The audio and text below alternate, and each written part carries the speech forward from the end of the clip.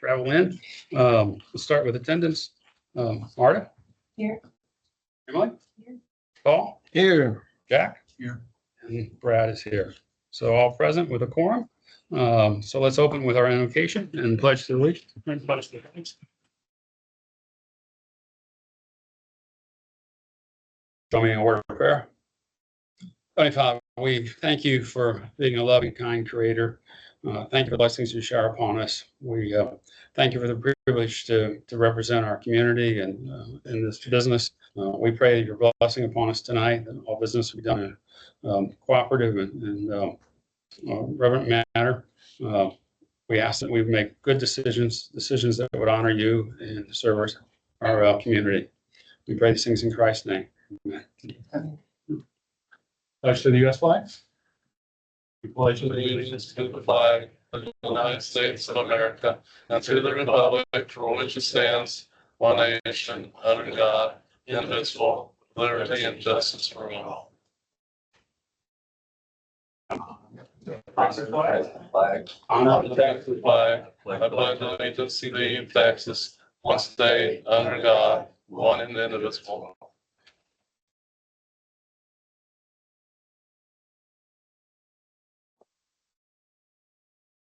Any comments from the public? Any considerations for adjustments? Agenda? I move that we approve it. Okay.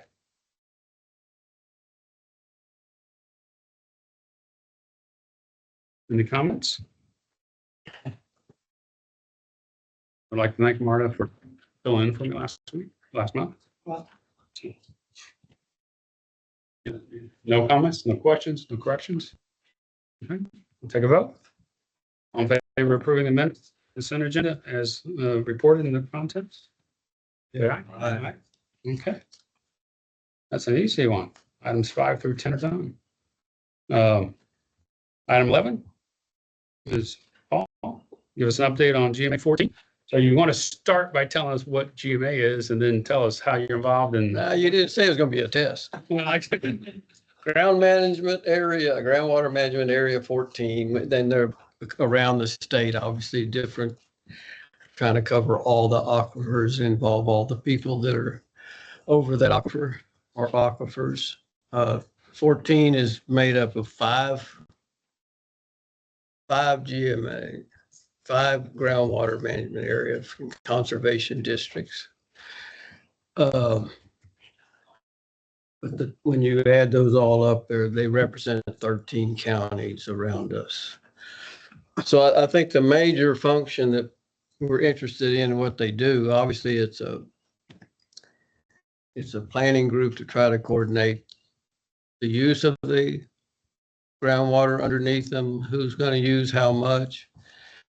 And I think the basic, you can sum that up by saying they're responsible for providing to the state a suggested desired future condition of the aquifer, meaning that at some point, I think it's a 50-year period, that there would be, when we look at the aquifers, that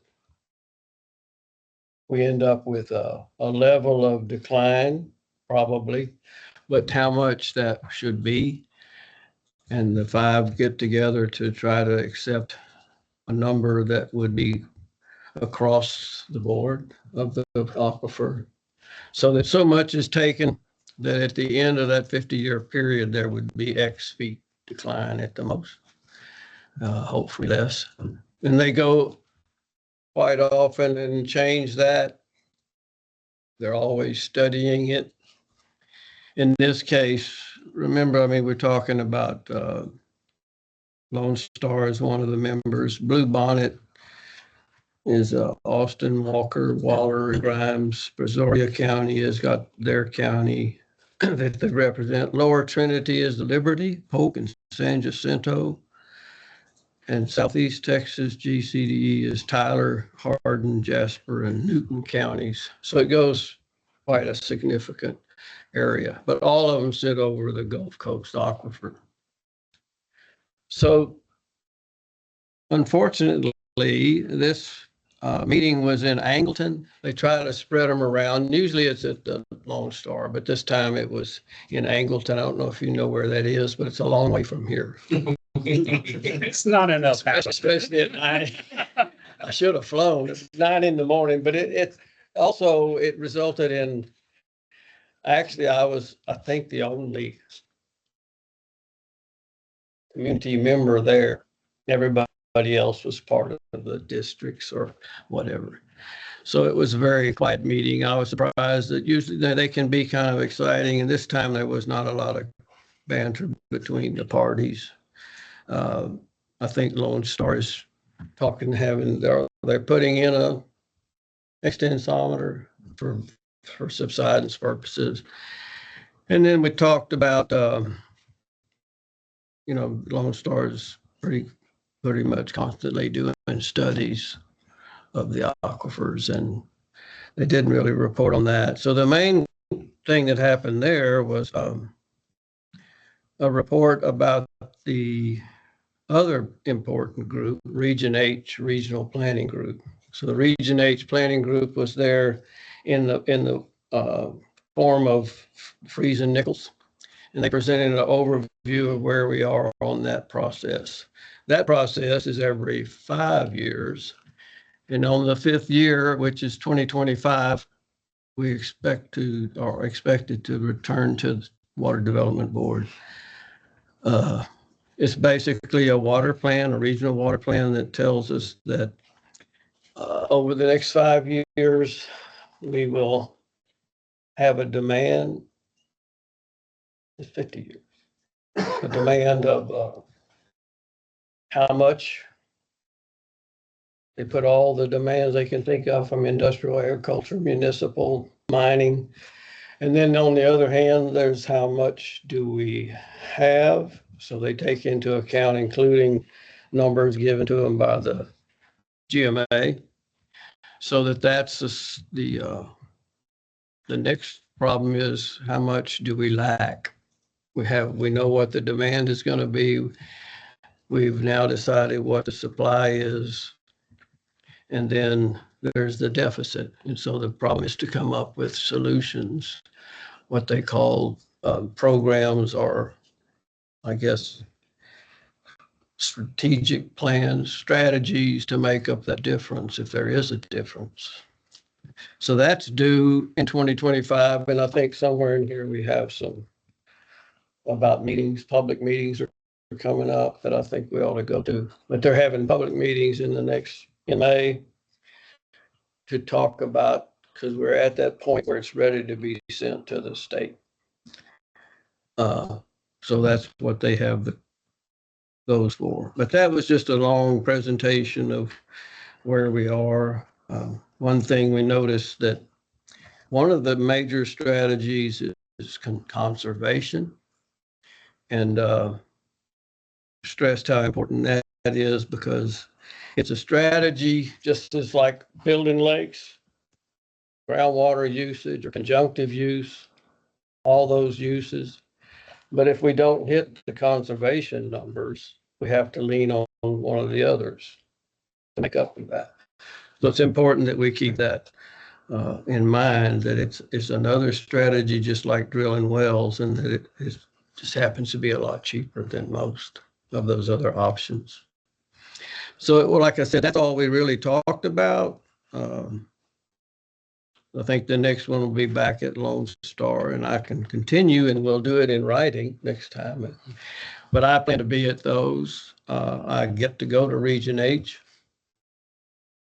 You usually go with, as an alternate, so that's something that we've done for many years. And I think that's the important part, that when they're looking at how much water do we have, it's vital that the MUDs all over Texas in this area give that data to Region H so that they can actually try to pinpoint what water we have. And I think the Woodlands MUDs have been real good about responding to those.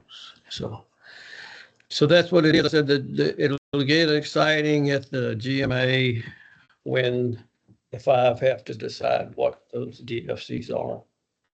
because there's gonna be disagreement. There are some that don't use much water at all, you know, the counties we just mentioned. And then there are some that are using a great deal, and there's some that are using much more than they thought they would have in 5 years ago. That's all I have, sir.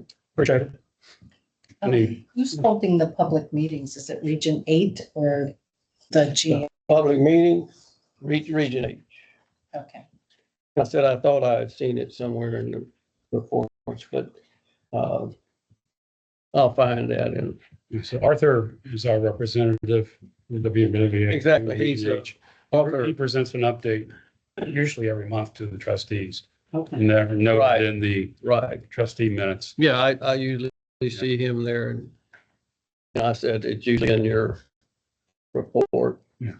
So GMA 14 does not include Houston, Harris, or Galveston. Just kind of interesting. Gulf Coast. But you mentioned managed decline over a 50-year period. Excuse me, do you feel like the current Lone Star plan is to manage that decline or just Well, report on the decline? here's the opinion. I defer to Ed Shackelford on that.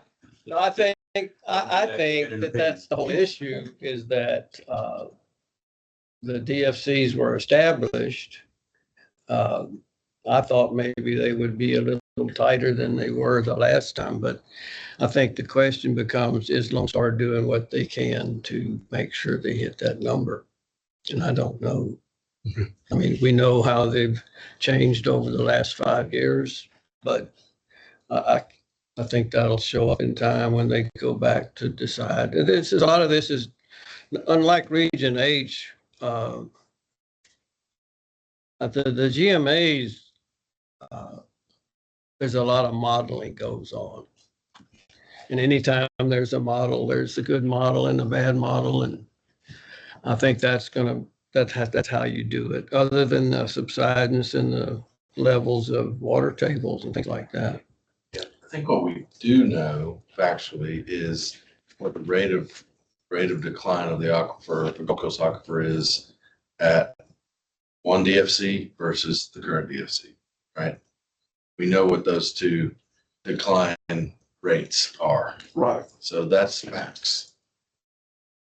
But that- Yeah, I mean, modeling is just modeling as it is, but like you said, that there's a reality to it too, to see what the declines have been.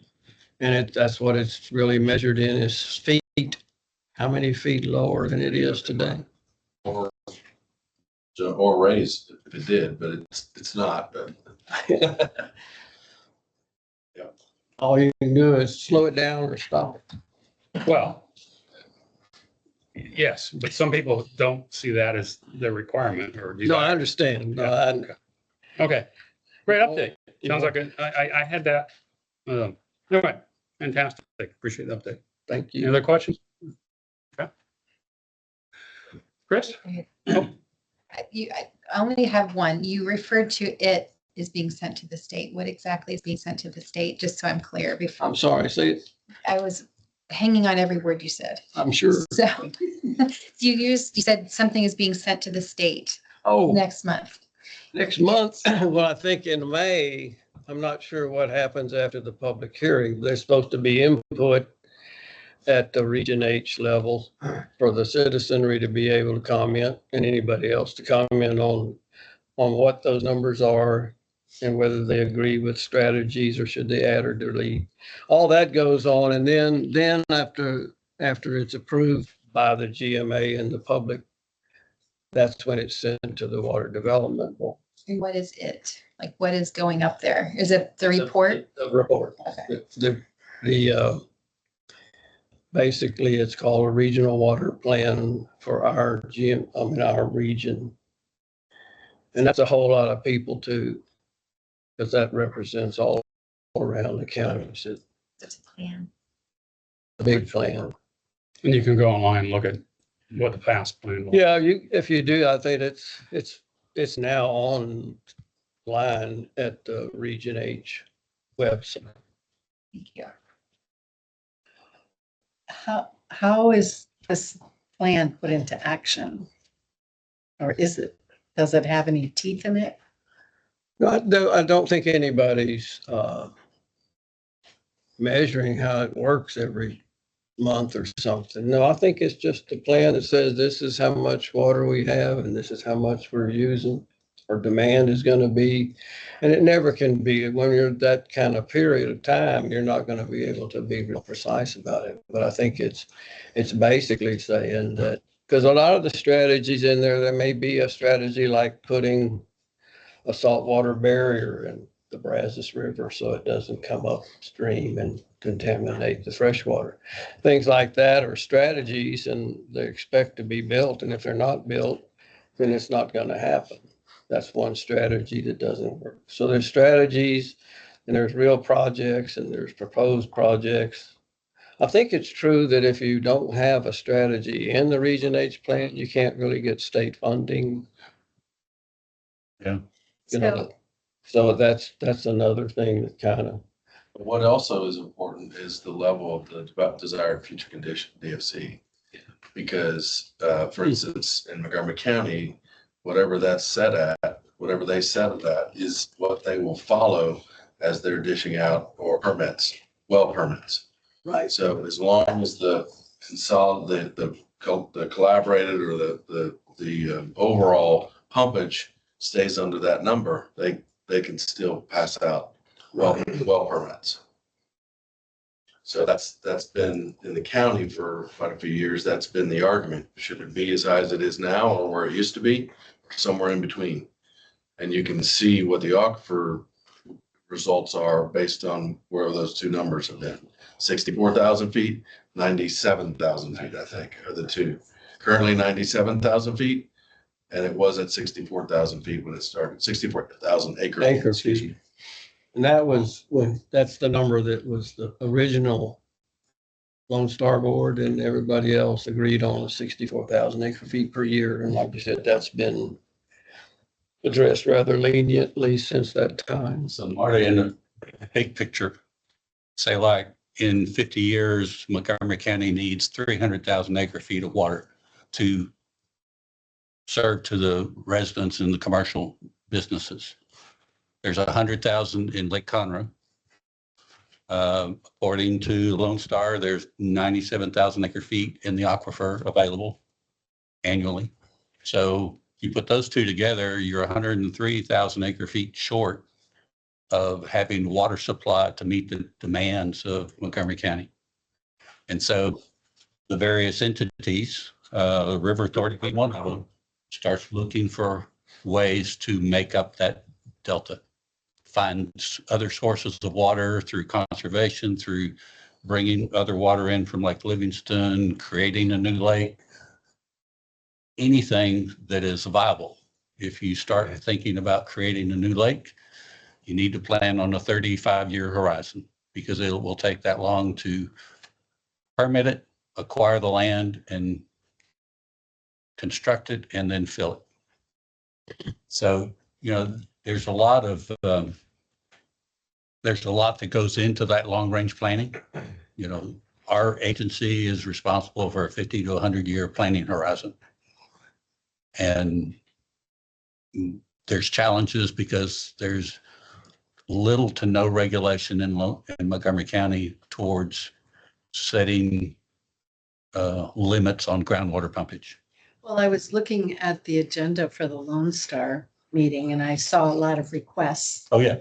And I was like, okay, who decides who can grow? Like Conroe has been in trouble. Mhm. Their development is going to be basically stopped because there's not enough water. Or they're not. Whatever's the I can case. give you another hour on that one. Well, I think, and then here's something to think about. If you take, you know, right now we're delivering 13 million gallons a day of surface water. If you take that surface water away, people go back to groundwater. Plus, with all the permits that have been issued, you're probably in excess of the 97,000 acre feet. So the surface water is it's needed to, you know, as an alternate water supply. There's a need for diversification with any entity that is providing water to the public. But there's not the regulation to help force the issue. So going back to what Eric mentioned, and your question on, is there an action for us? I think as a public, representing the public, we can engage with GMA 14 and voice our concern over the current plan to either maintain or increase the desired future condition, which would facilitate unlimited groundwater usage in Montgomery County. Okay, and that's, I think, something that we need to figure out how to do. Yeah. Well, the other Because, thing, yeah, the way they're going is they're going to either keep it or increase it, and there'll be unlimited groundwater pumpage. And if you're concerned about subsidence, and lowering well levels, which have a potential significant financial impact to the community, that's something we need to provide input on. but I think to add to that, I guess what I've been kind of anticipating is that I said there were 13 counties, and I mentioned Walker and Grimes, and a lot of them, I think another thing we're going to see is those folks like Bluebonnet are starting to see a lot of people move there, a lot of industry. And so I think their interest in keeping it under control is going to grow. Those other, Yeah. because the ones that represent these, really pretty much all of them are the same folks that have been there since GMA was created. There's a few that have been replaced. But as far as Bluebonnet, Brazoria, those things, I just think those are, Walker County's empty compared to what it may be in 25 years. So that's all the same water. And I think they're going to get more interested in not letting Montgomery County or anybody else take it all. Liberty County is a high growth area and there is not a GCD that regulates Liberty County. And I'm waiting for them to pump water to the wet. Yep. Without any regulation. But can we do it on the local level, or does it have to be on the state level, or All these entities are created by the state. Start local and then escalate up. I mean, you can't, the local level, there's no other entity in Montgomery County that can regulate water use and pumpage. Not a city, not a county, not even the county. That's why the district was created. Conservation district. Okay, on that high note, let's move on. And Chris, for the second time, would you like to take Take the opportunity. Very, very important topic. I just have a couple quick things, but to start, I want them to introduce some of the staff we've brought. These are the folks that help with day-to-day operations as well as long-term plans and strategies and stuff, but we'll start with Aaron and then Josh will just go around. I'm Aaron Schindewolf. I'm a project manager and an engineer for the River Authority. I was in the consulting world before I came to the River Authority about over 14 years ago. Primarily, I've been working on projects and planning with Chris and the guys here at the Woodlands Division. Started diversifying out more and more a few years ago into other divisions for the estuary. But yeah, I helped for many years working on these project plans and other projects you've probably been reading about in the report. So nice to meet everybody here. I'm Jason Williams. I'm the Utility Enterprise Operations Manager. I'm Jacob Everett. I'm the Utility Enterprise Maintenance Manager. And I'm Malia Good, and I'm the new UE Administration Manager, and I've been here about 2 months, so everything's new, and it's a pleasure to meet you all. And I'm Brett Rayleigh, Raw Water Enterprise Manager. I oversee raw water operations at Lake Conroe and in our Highlands Canal System and the Bear Branch Dam and System, and I report directly to Ed. Just wanted to bring them, so they'll be here for the next couple months, kind of seeing about the project plan, the questions y'all ask, and with the budget as well, just way when I go back with, okay, when you start looking at it this way, they have an understanding of what y'all are thinking and how it all works together. The only other item I had is on page 27 of your packet. Rest of the report is pretty much status quo, but on page 27, in the middle of it, you see water loss at just over 5 million gallons for the month. We had 3 wells that were rehabbed and we were redeveloping them. So we had to flush them, disinfect them, flush them again to get the samples. So that's why the water loss was high from those 3 wells last month. So with that, I'd be glad to take any questions you have on Wilderness or GRP's reports.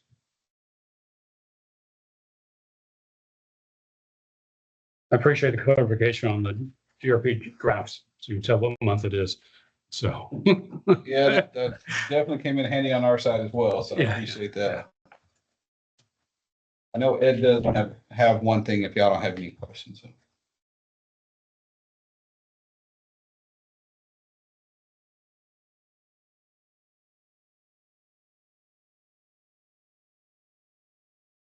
Okay.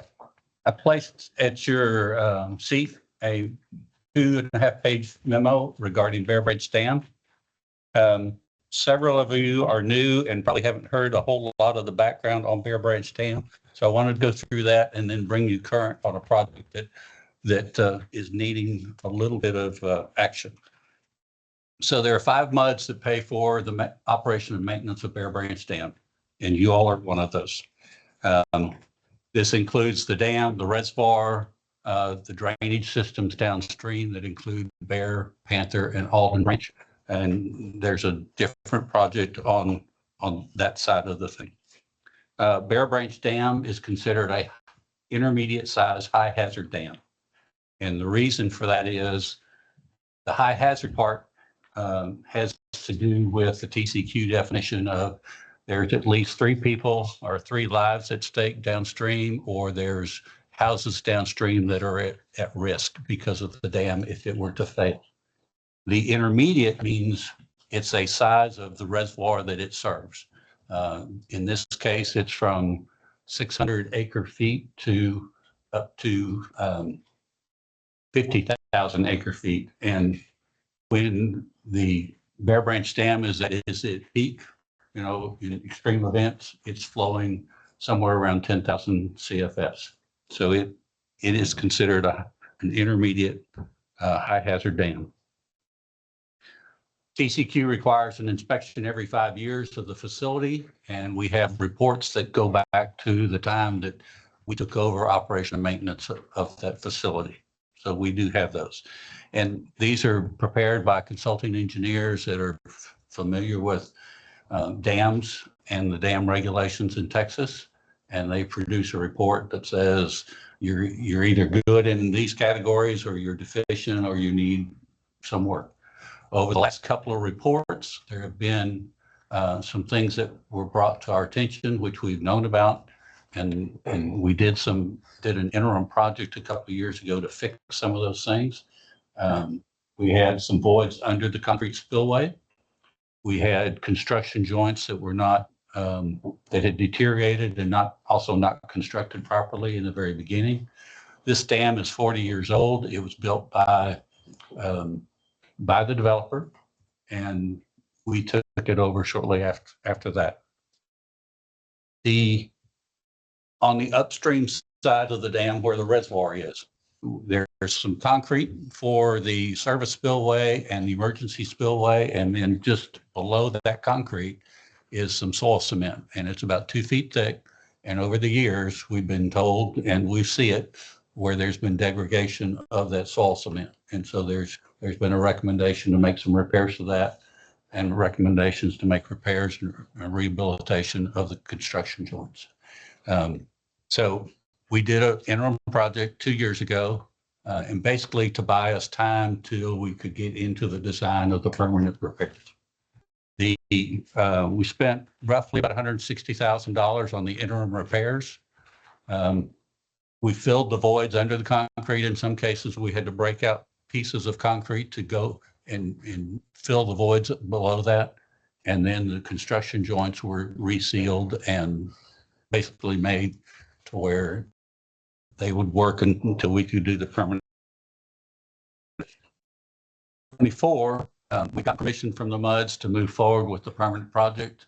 We did a request for qualifications for engineering services, We had about 4 or 5 firms submit. We chose a firm by the name of Schnabel Engineering. They are a national firm that has done dam work in various places throughout the U.S. We had a basic budget of $5.2 million, and that was to cover putting a 1-foot cap over the soil cement, and then also replace the service spillway, which is the V-notch shape of the dam that you see when you drive by there.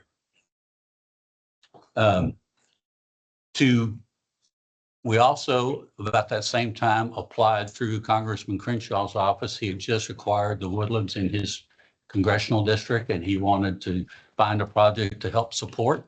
And we gave him the Bear Branch Dam project. He allocated $3.6 million towards that project. And there's a little bit of fee that comes off of that, to an administrative fee that the Corps of Engineers takes. So there's about $1.6 million, $1.7 million that was needed in local funds for a local match. And so that's been budgeted through the 5 MUDs over the last 2 years. And my recollection is that those monies are set aside for when we go forward with the project. So I'm down at the bottom under current. Now, Schnabel was selected. They've prepared the preliminary engineering report. We received the report in December of 2024. And ever since that date, we've been talking to the Corps of Engineers about next steps. The PER, the preliminary engineering report, had recommendations on how to move forward with the soil cement in the spillway, but they came back with a recommendation that was not anticipated, and that was on the emergency spillway. What they said is the emergency spillway has deficient concrete thickness, and right now it's 8 inches thick, so it's equivalent to kind of a commercial pavement thickness. What they're recommending is, and evidently this is standard for this size dam, they're recommending 14-inch thick concrete, which is similar to what an interstate highway pavement is. This is the reason for the thickness is to offset potential hydraulic uplift if water were to get under that spillway slab. So it would stay put. So that was a little bit of a surprise that it showed up in the preliminary engineering report. They gave us cost estimates to go with the original project, which was the soil cement and the spillway, or the service spillway. They did not provide a cost estimate for the emergency spillway replacement. So we went back to them and asked them for a price, and we've gotten those numbers. And so there in the middle of the page 2, you see that the cost estimate for the original project, the soil cement and the spillway, is $5.7 million. That's a conservative number. Then the estimate for the emergency spillway and stilling basin is $5.5 million. Those are construction dollars, does not include engineering. So we've put an estimate together for engineering, construction phase services, basically administration and inspection of the project, and then construction materials testing for about $2.2 million. And we're quickly at $13.44 million. So if you'll go to the middle, again, to the middle of the page where it says funding, we had the original $3.6 million from the Corps of Engineers, local funds of 1.7 for the original project, and new funding is needed for the emergency spillway and the stilling basin. You pause for questions? Sure. Well, Hank, Okay. if I may, let me finish, then we'll come back. Congressman Crenshaw has been asking annually for projects from the SRA, and we've been successful at acquiring funds for various things. So we've got a new request from the Congressman's office, and we'd like to apply for an additional $5 million for funding to cover this surprise recommendation that we received. But if we're successful at that, and it's meets your all's approval along with the other MUDs, that would only provide $8.6 million worth of federal funds. And we still need approximately $5 million in local funds to be able to fund a $13.5 million project. Now, we have 1.7 million in local, so we're really needing 3.3 million or 3.2 million. So what I've done is gone through options on how to get to that funding. If you do, and down at the very bottom, there's a couple of charts. There's a chart there that shows the MUD pro rata share based on your MUD. MUD 7 is an 8.16% pro rata share of the total cost. So under three, if you cash fund the remainder of what's needed, your pro rata share is $261,000 and $261,120.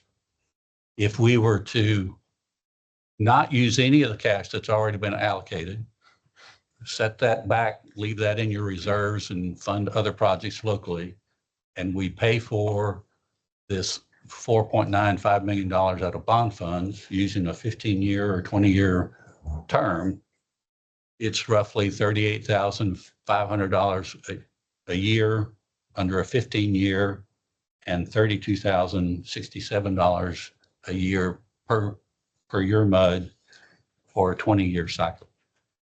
So the reason I'm bringing this to you is to let you know there is a need for additional funding. What we're asking today, not to move forward on the project, but to move forward with a letter of support from the MUDs to the Congressman's office indicating an interest, your interest in allocating these funds for Bear Branch Dam. Now, Congressman asked for, and Crenshaw's office always asks earlier than some of the other offices. But the basic point of this is last Friday was the due date. We submitted everything but letters of support because Eric needed authorization to submit that letter. It's not considered by Congress. The budget part of it is not considered by Congress until late 2025. So if they say yes, and the congressman gets all his appropriations that he's asked for, the earliest the time money would be available would be this time next year. So that's how long the cycle takes.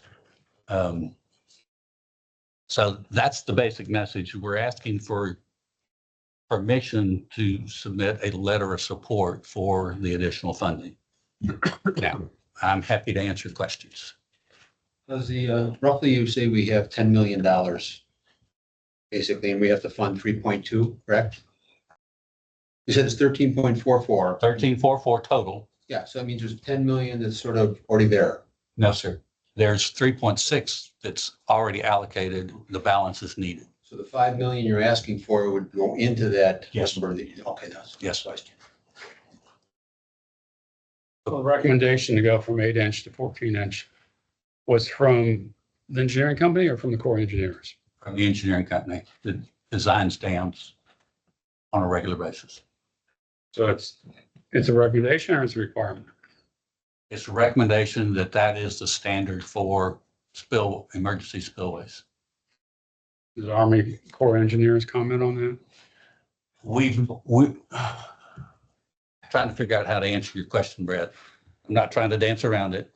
The Corps has asked or recommended to do a risk assessment study. My only problem with their recommendation is their risk assessment doesn't evaluate the structural assessment of that concrete. It's for other things that we already have, like do we have an emergency action plan? Do we have an operation and maintenance manual? Do we have a breach analysis? And we have all of those. So I'm not certain why the Corps needs a risk assessment at $230,000 if it doesn't tell us the structural capability or need of our emergency spillway.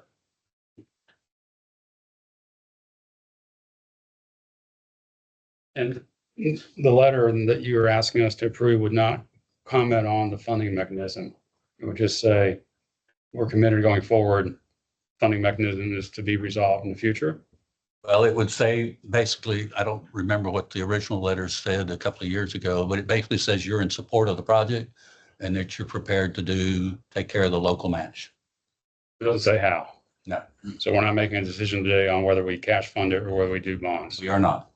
The bonds would be River Authority bonds or mud bonds? They would be River Authority.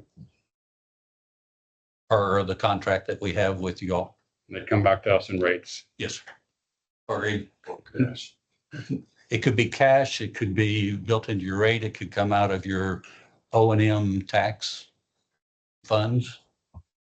Yeah, but how the river authority, because this isn't something that would be for the entire system, so it wouldn't be, I don't want to confuse apples and oranges. When we've talked about some of these large, wastewater treatment plant, AC water lines, all that stuff, we talked about a bond being potentially issued by the river authority that would be shared by all of the MUDs based on their usage that would flow through wholesale water and sewer rates.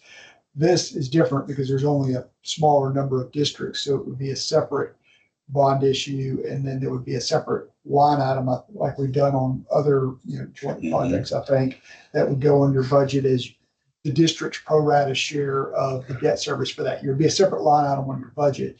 And then from there, the board would decide, okay, we now have another line item on our budget that's an expense. Do we pay for that by increasing our retail rates? Do we pay for it with incrementally more maintenance tax if we don't go over our 3.5% limit?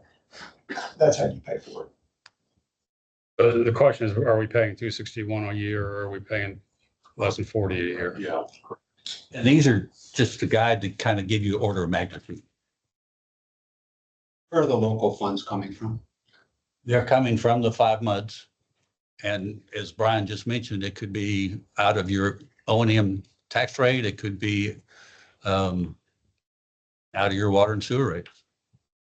It'll only be in your budget. So you're either gonna budget potentially to cover it all at once or cover it over, a certain term and have it as a separate expense line item in your budget.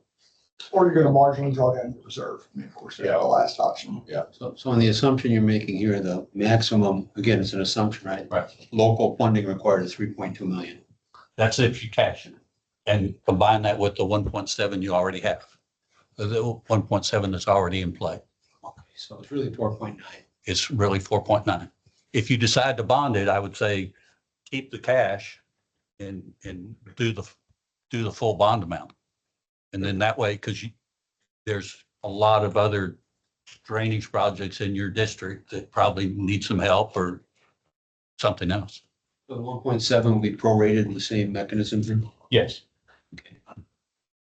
And when do you think that we will be at a point where we'll be making a decision on this? Do you have an estimate? Will be Good question. We still have some things to resolve with the Corps and with our consultant. So the earliest that we would probably be saying we're ready to go. Here's the plan and time to go into design because there is money for design.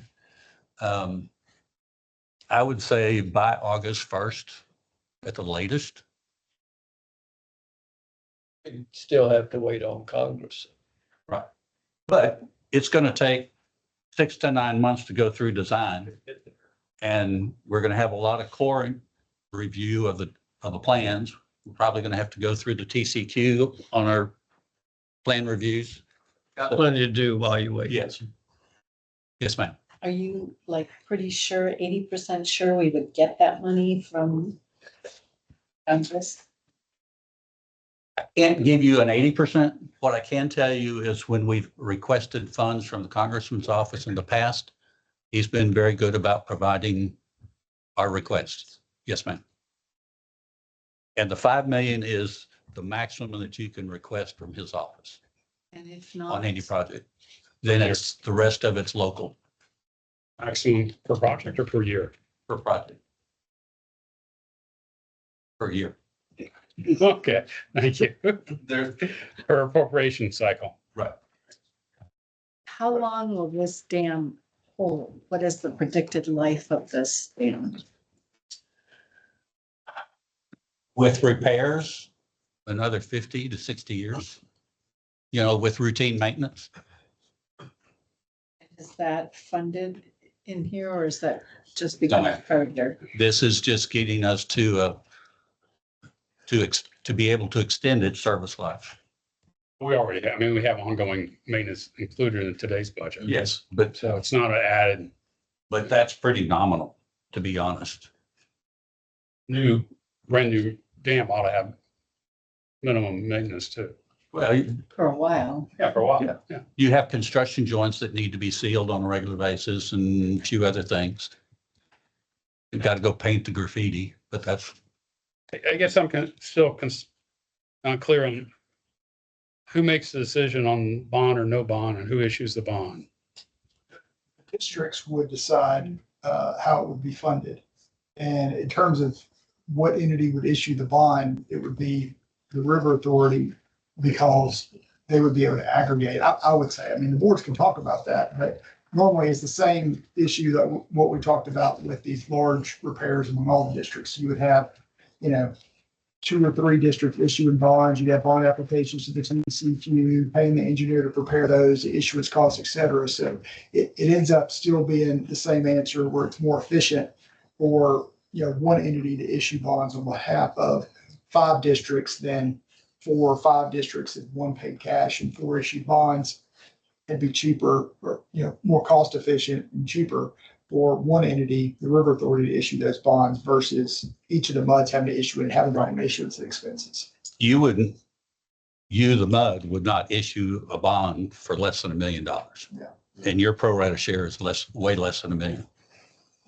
You would want to put a bunch of other projects with it to make it worthwhile. Yes, ma'am. Is this new dam sufficient? Are there any changes that would affect the design, like more water flow during storms? Watershed's the same. All we're doing is putting back what exists. And it's sufficient? Yes, ma'am. And with all the changes in our topography, et cetera. Mhm. And increasing the thickness. We don't want to get up and walk away. So do we have Eric, should be clear, we're not making a funding mechanism or approach today, but we are making a decision that we support going forward with this activity. Yes, and from what I can tell, the previous letter of support that was done for the first 3.6 million for this was one letter that was signed by each of the presidents of each of the 5 participants. So I would suggest we do that again if you're in support. I have a motion to, Yeah, I make a motion that you sign that letter. Nice. I mean, that's what he said last time. I don't think we got an action item No. on here, so I think it would just be just Say, another okay, Brad to sign a letter. Yeah. okay, We'd need to take a vote on it. we're not allowed to take a vote. And if you have any other questions, please share them with Eric and I'll get you answers. Thank you very much.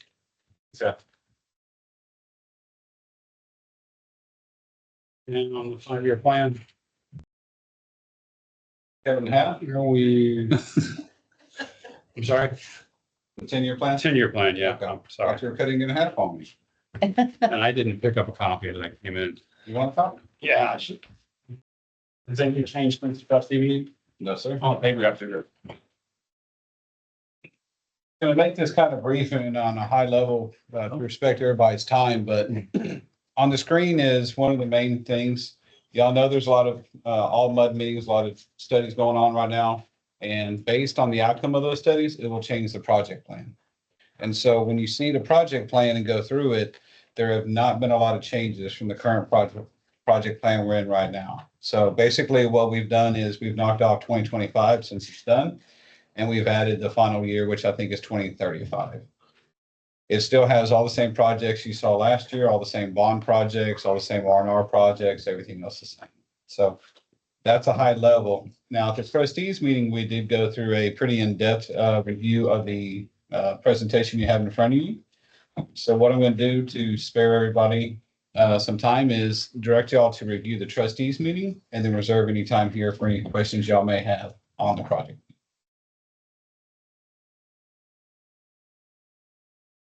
We want to clarify that the 10-year plan is not a decision to fund 10 years worth of work at one point in time. Each project is funded on a separate decision. This is an endorsement of a planning basis. Correct. So what you're looking at is you're looking at FY 26 on the R&R plan. Now, I will tell you, the project plan itself is based on a cash flow, expenses, if you will. Years ago, it was agreed to that we're going to transfer $6 million per year from the O&M budget into the R&R.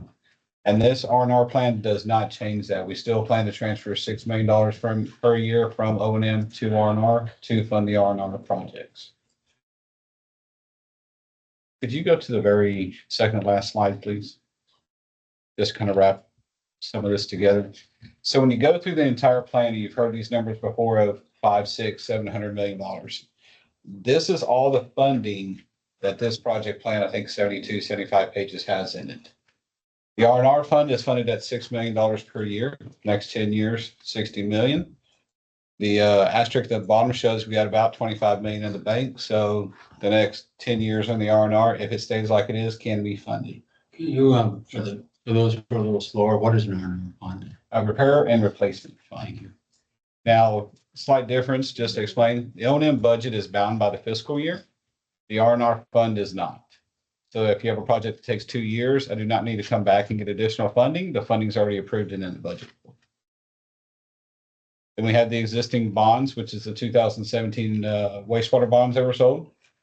Still trying to get those spent. A lot of projects were on hold with the strategic plan and whatnot. The existing bonds currently has about $25 million in it. The projects in this project plan will take care of just about all that 25 million.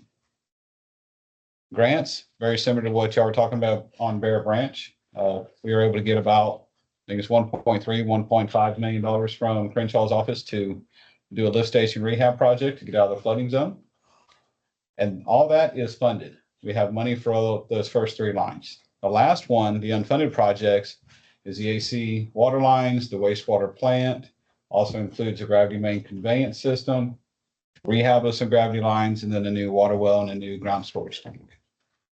So all that to be said, if you could back up one, please. On the top right and the bottom right, regardless of the outcome of the all mud meetings, conversations, path forward on all those studies, the top right, the gravity main renewals, and the bottom right being the water system assets, those 2 projects are still needed. They are not included in any of those other studies we're doing. Gravity main rehabs is about 5 to 6 sewer line renewals. Right now, we're doing some condition assessments to verify when they need to be done. The bottom right, water system assets, that is adding new one water well. Over time, everything has a service life. Over time, those wells are going to basically start degrading, even after all the rehab and everything else. What we're looking to do is basically right now we don't have 38, where we have 37 now? Yes. 37 water wells. Over time, we're going to start reducing those water wells, start abandoning them, mostly in the Evangeline side of the world. But we still need to have water to produce for the woodlands in the case GRP goes down. So we're going to be adding in new wells over time. We may knock off 3 or 4 wells, add 1 well back, so reduce overall the wells. Then there's a ground storage tank that it's already had structural issues on the roof. We're going to reconfirm the condition in about 4 or 5 years. And then if it needs to be replaced, requested. So a little bit more in depth, but basically I just want to let you know the unfunded projects are not all, they don't all go away based on the outcome of the studies. Those 2, bar none, are still. This is paid by all the muds. Correct. It's not just the Woodlands water muds, it's also 386, all 11 muds. Now 386 is less than 2%, but it's something.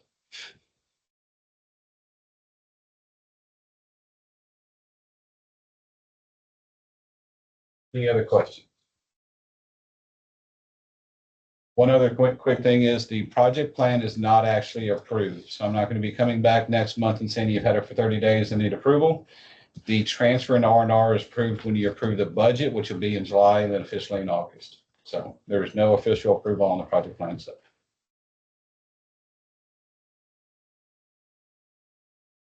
This provides an excellent overview of what's in front of us. And with the studies that are in progress, that impact a lot of where we go. But you can see the page we just had up there is the page that we need to struggle with. 614.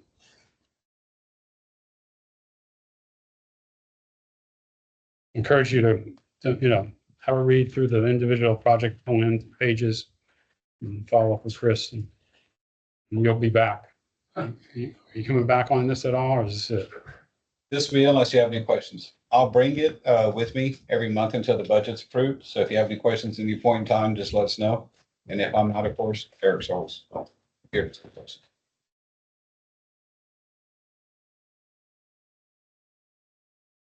Any more comments, questions? I was just wondering if we approved all these budgets, how that would impact the water users. What kind of cost are we looking? So Eric commented on that in the past. Complicated question. Yeah, we did do a presentation on that a year ago in March that kind of gave some insight into the what if based on 590 million. So it's 614, it'd be a little different, but certainly I think I've given you a copy, but I can provide another one. And, once all these reports are done over the, next few months, we'll be able to kind of go back through that once things get clarified on the directions occurs. We can rerun numbers. Thank you. The 590 took the average rate monthly bill from 105 to 250. Month. Yeah. Average bill a month. And it added about $80 annually on the tax side if you went that direction instead. It's about half the cost of the residents if you went on the tax side versus the water bill side. And there was two other options that were not viable. One, doing your own bonds, and two, putting flat fees on the customers. Those were the four options. You say $80 a year in taxes? On average, yeah. In the resident MUDs. Maybe, could you A year? send, I'm sure that's on the Google Drive someplace. Let's redirect most of it. Yeah, you want to, Okay. that was a pretty lively discussion on what the impact of 500 million and 590, 590. 614 is not that much different, but No. it is a significant impact to the residents. So. Okay, so we have next item is discussion and act upon water treatment plant number 1 evaluation by Corella. So we had a all director meeting back on April 1. I asked Eric to put this on the agenda so as a MUD, we could spend any time discussing any questions that you guys had. And I hope you saw this on the agenda as you prepared for this meeting. From a schedule standpoint, I guess we have another all MUD meeting on May 8th. Yes. And at that meeting, they will bring the results of their engineering analysis, their economic estimates, the net present values, and then the matrix criteria analysis. That will all come to us on May 8th. Okay, so this is the last meeting we have before that meeting. So if there are any questions that came up from the April 1st meeting, or any questions anybody had relative to the work that's being done on this project, this is a good time to bring them forward. I thought maybe this is a little less intimidating than the all MUD meeting to ask directions. Anybody have any comments, questions?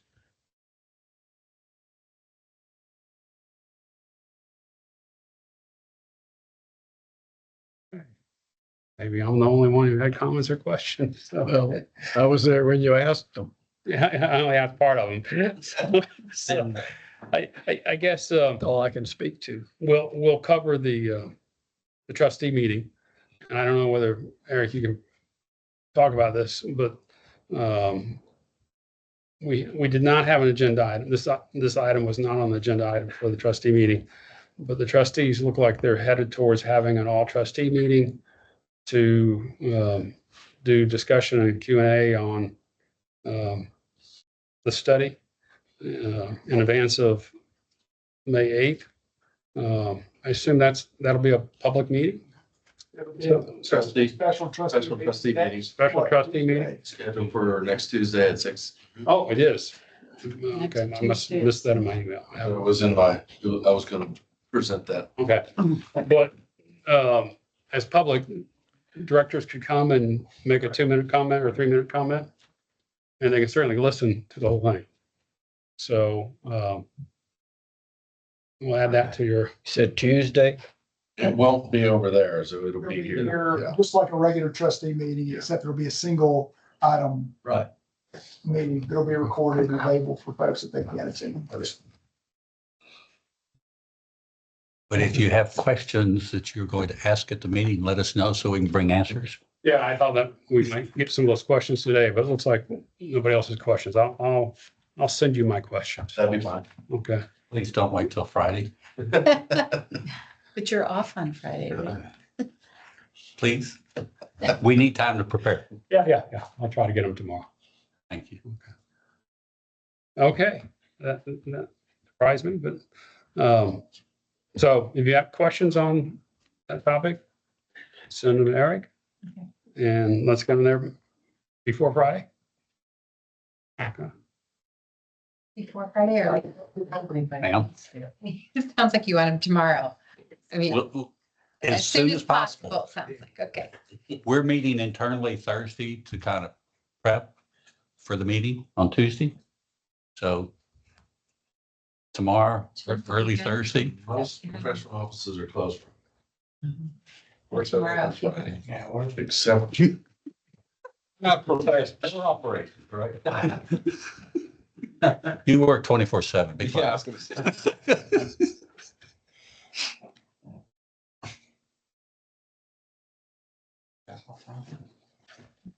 Thank you, Eric. Those are. Send them to me, yes, and I'll be happy to pass them along. I've received a couple. We have some of that going out too. That I've shared with them. Okay, item 15 is the Bear Branch Panther Creek update. Yes, so we were waiting on the engineer to kind of finalize their memo, and so I have a draft. I've got a few comments before I'm ready to get it sent. I need to make some changes to it, so once we get a little further, I'll set up a stakeholder meeting for us to get back together as a stakeholder group, and we'll go from there. So hopefully in the next few weeks.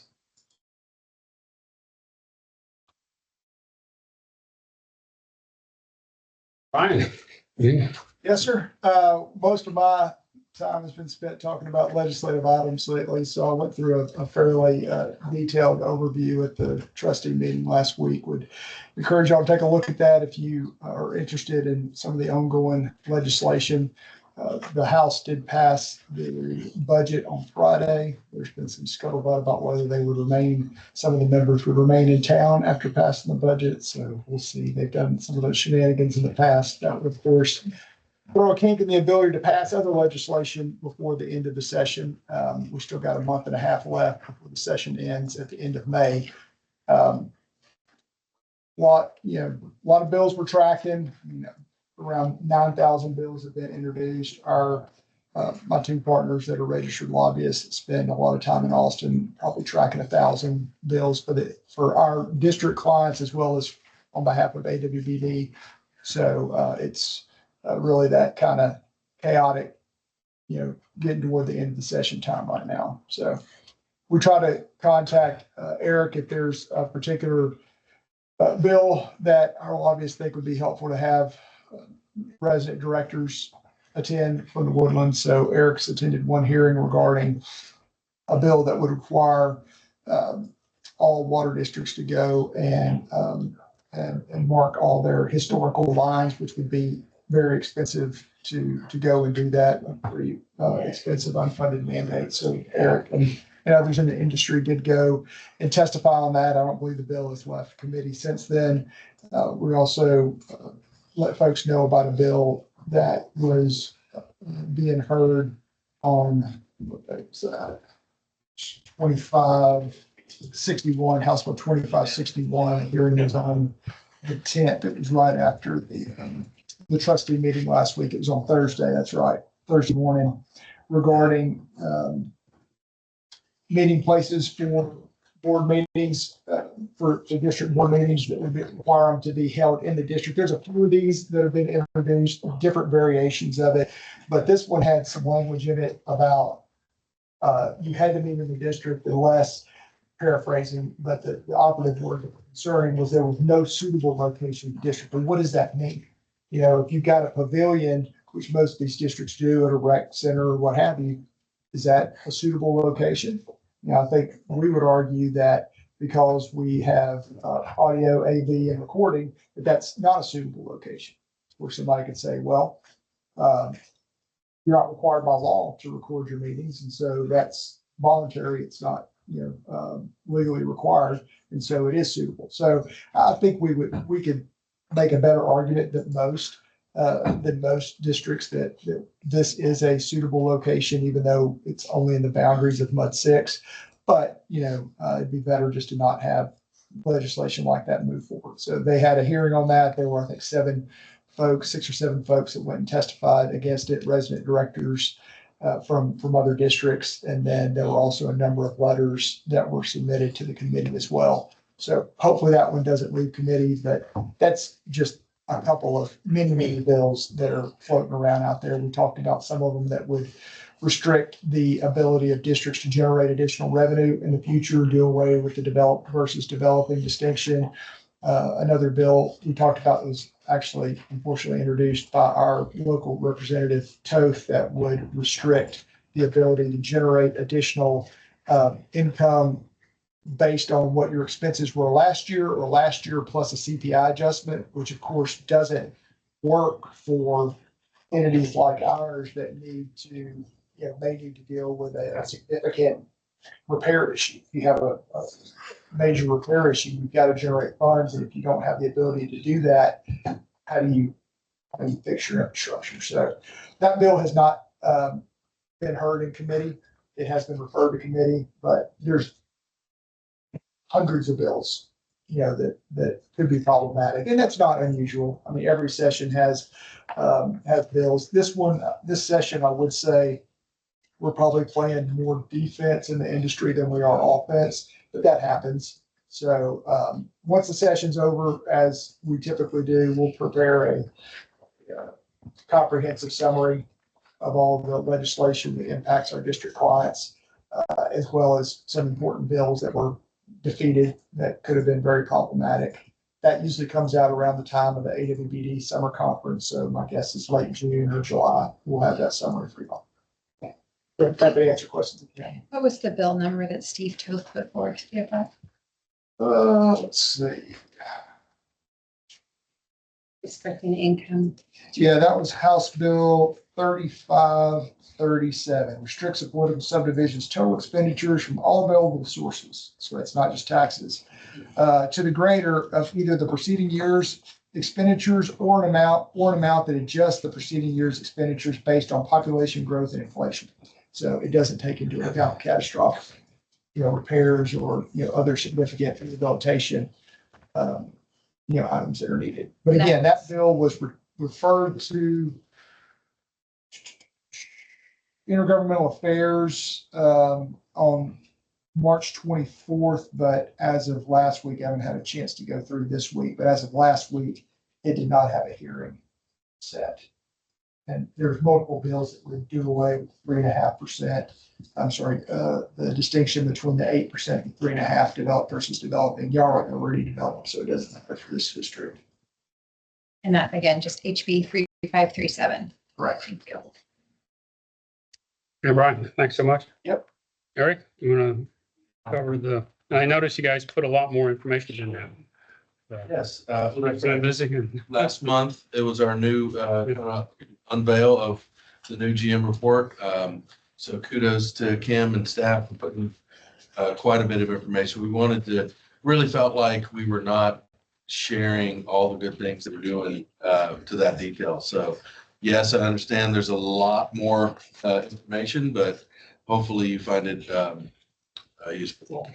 And if you, as I suggested last month, if there's any additional adjustments to format or information you want to see, let us know, because this is a brand new format for us. I have a couple of things. I'll go quick. We, in your trustee summary, you will see an update on the GRP.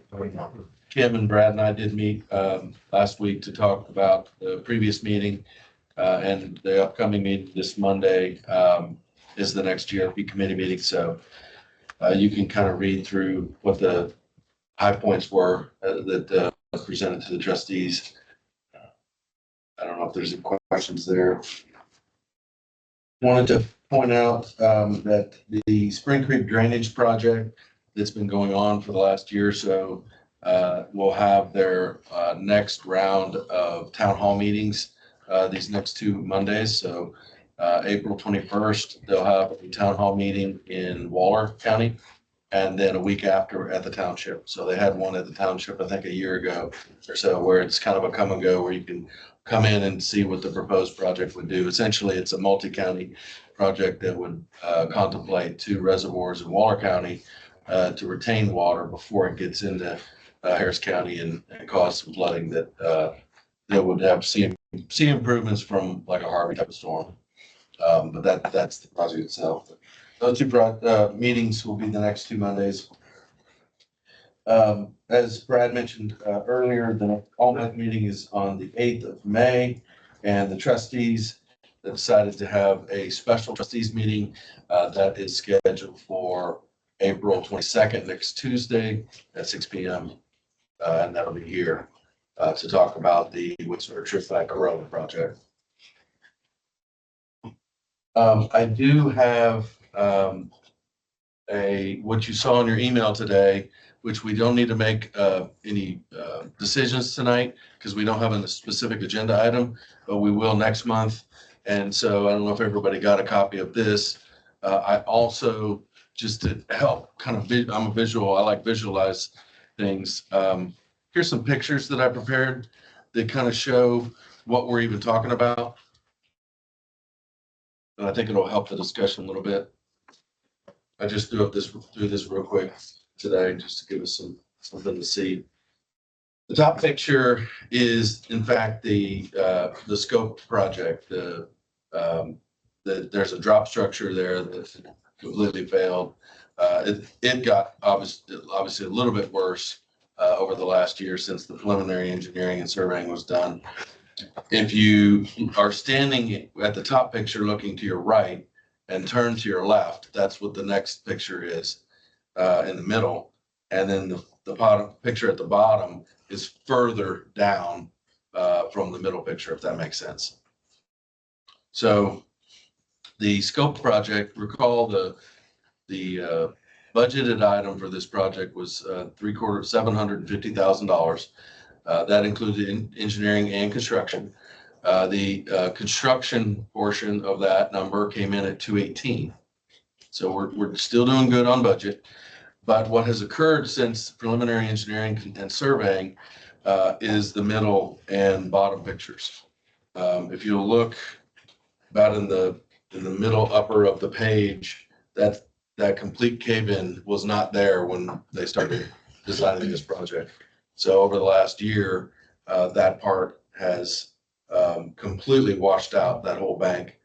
And then it's starting to wash out the bank right across from it. That's on the bottom picture, which I suspect will get even worse. So we asked the contractor to give us an estimate to essentially make the adjustments on the scoped project, which is the drop structure, and then bring in more dirt and reshape this ditch and put the protective filter fabric over it to protect this and reshape this ditch all the way to Gosling.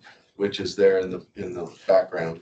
So this will get this entire piece of the ditch completely redone. And the estimated cost, change order cost is $256,300 to get all of the ditch done all the way up to the bridge there.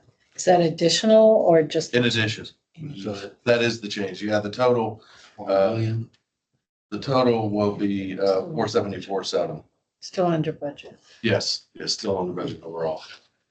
You're at 90% share, pro rata share of that project, and Mud 60 is a 10%.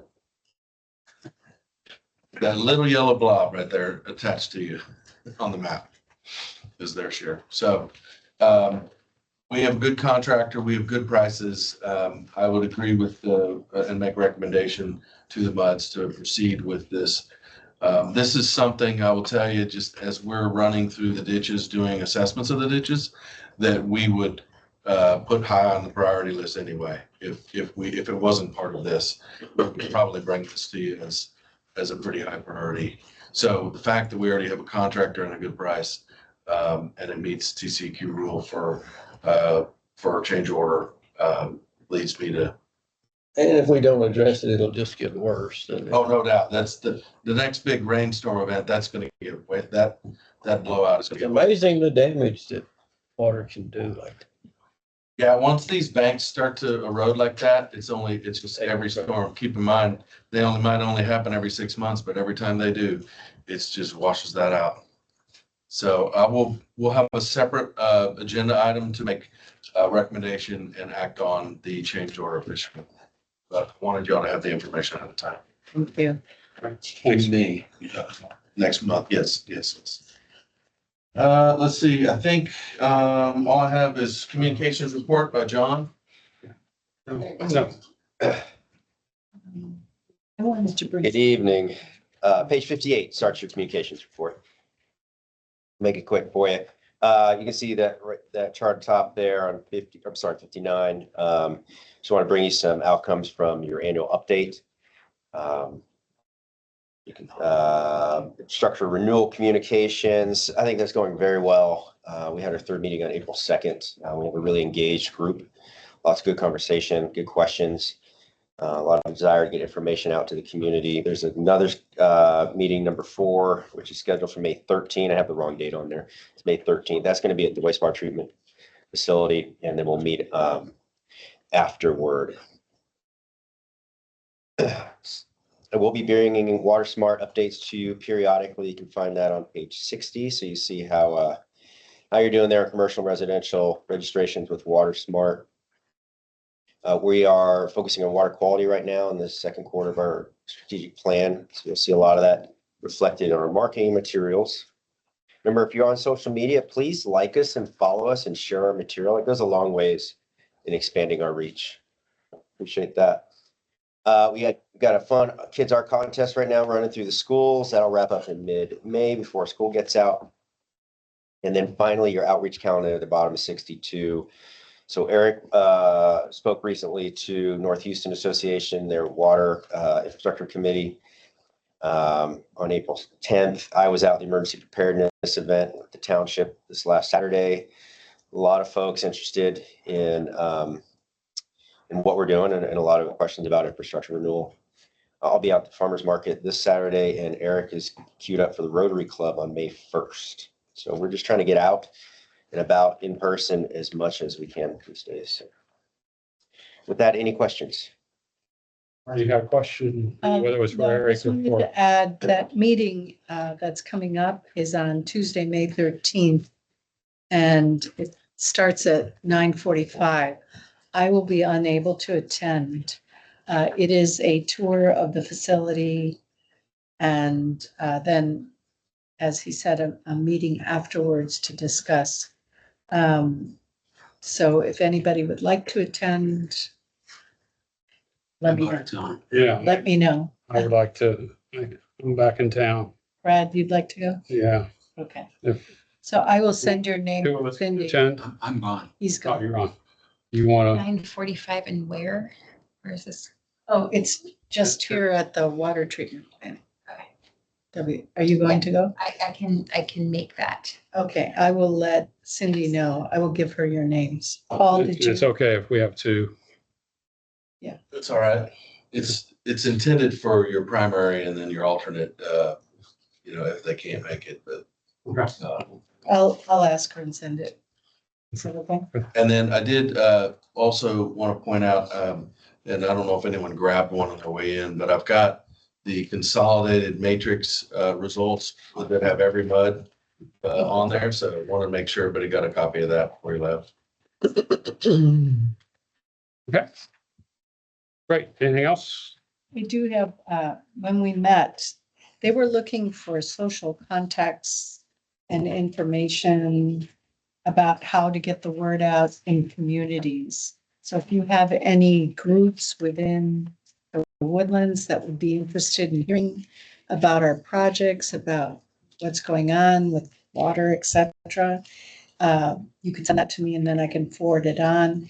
I did meet with Panther Creek Village and they were very interested. I was fortunate enough to attend a meeting where Michelle Sharp, the Woodlands Township CEO, was speaking. So there were a lot of people there. And I did open up and invite them to our meetings, our public meetings. And I did get some interest. So it's a good thing to communicate it in those meetings. And Thanks. Item 18, you want to clarify, that was Yes, that was it. Friday, Monday, Thursday? Yeah, and I presented this at the new direct orientation last year, but it came up in a couple MUDs and I put it on all the MUDs agendas. So just to kind of reiterate, our policy for identifying agenda items to be put on your agenda is the end of the day on Wednesday, the week before. And because generally what we'll do is we'll finalize the agenda on Thursday, coordinate with Brian's office. And then by the end of the day, Thursday, we'll have a final agenda. And then the next morning, I try to start getting the packets ready so that you'll have them for the weekend. It takes almost a half a day to get the packets collated, get all the reports from all the consultants and everybody, and get in the packets and then make copies for everybody. So that's our protocol that we've used. Doesn't mean we can't get something slid in, tight, but maybe so. But Friday afternoon is not the answer. So end of day on Wednesday applies for trustee meetings on Tuesday. Either I one. mean, PUD meetings on Tuesday and the trustee meetings on Wednesday. So trustees don't get an extra day. No, because it has to be 72 hours. It falls on the weekend. So it has to be filed with the county. Okay. Yeah. And so that would be Sunday and the cutoff is right afternoon. So. Trustee report, it's in there, in the interest of time. I think we've covered all the important stuff. Just wanted, if I could, Sure. Brad, that Region H. yeah, it tells us that May 8th at 6 PM at the HJC and on the 13th at 6 PM at SJRA, they're having that Region H public meeting. That's all. Just it was in there. I know I'd seen it somewhere. May 8th, that's the same meeting. Yeah. Yeah. Same Yeah, time. that's And Emily, you asked about the location for the meetings. The April 22nd meeting will be here. And the May, Is that meeting? 6 PM. Okay, so it's the April April 20th. trustees time. And the May 8th meeting is across the street. Right, 5:30 we started, right? that's May. Meeting 22nd being there. Monday, that next week and the Monday the following week. You're mentioning in your report. I That think- was the Spring Creek Drainage Project. Okay. Trustee meeting. Okay. 21st is in Waller. When is that? Then the next week it'll be at the township. When you go to their website, you can see the information's on the web. No closed session. Saved. Okay, no need to reconvene. Any other new topics for our May meeting? What do we have to do to actually start doing action on getting in front of this restriction of water, et cetera? I mean, can Talking we, about Lone Star? yeah, yes. trying to get a plan, come up with a plan is that a trustee thing? Is that our thing? I certainly would say the first step is education. You've heard a lot today, and you all probably have heard a lot more than a lot of people understand it. And then there's other folks that do understand it. But I think educating the community and what's at stake is number one. There's not a whole lot of time. But other than that, and then speaking up at these meetings, I think, at least to voice your concerns. Is that fair, Brett? Yeah, I think so. Do you agree? Yes, sir. I think so. When I said, I think, I'd like to have a one-man army. But I think that we as a district need to all the districts that are interested in it need to go through to Eric to what do we do? We don't need to be trying to do it on our own. I went to that meeting with GMA, but never with any intention of speaking on behalf of this group. So I think that's the main thing. I certainly will support anything we can do to get the word out. I really think that's true. It's a education that what we think the realities are and what we can try to do about it. I mean, would you like to have a topic, follow-up topic next month that has basically, I mean, maybe a calendar with. We have a lot to do, but I really do think that we can't keep putting it off. We have to have a plan of action. And maybe collaborative across all the mud districts is what I'm hearing. That's what I was thinking as you were Yeah. talking. Trying to figure out how to put that together. Good. And so everybody can, like, every time they have a meeting, there's a group of people attending. Yeah. Just for quorum purposes, maybe we, instead of having to do meetings, maybe we could identify at least two individuals only that are passionate about engaging in this subject. That might be how I can get more people together. And just even across the districts. That's what I said, yeah. And then I could get all the districts represented, and then we can have the same kind of discussion about what's at stake. So you want to add that next month and give us an update? Okay. So unless there's another item, I propose we adjourn with 2 minutes to spare. We're